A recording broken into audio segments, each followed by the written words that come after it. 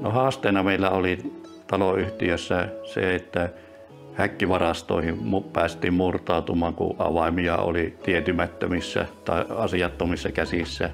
Aikaisempi lukitusjärjestelmä jo kävi tavallaan vanhaksi ja siitä loppui nuo reserviavaimet, että ei enää pystytty sarjoittamaan uusia lukkoja.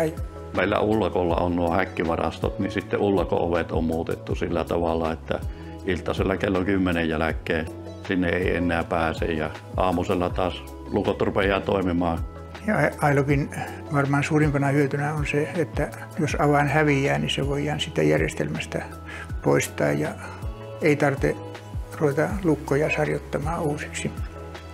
Jos tosiaan todetaan, että siellä on joku väärinkäyttänyt niitä avaimia, niin niiden logitiedoista viranomainen voi tarkistaa avaimen käyttäjän. Meillähän on tulossa ilmanvaihtoremontti tässä, niin työntekijöille on helppo järjestää kulkuoikeus näillä uusilla avaimilla niihin tiloihin, missä heillä on tarvetta kulkea ja milloin heidän pitää päästä kulkemaan siellä. Ailogin järjestelmää kyllä mielellään suosittelisin muillekin. Pystytään jokaiselle ohjelmoimaan sellaiset avaimet kuin mitä itse kukin tarvitsee.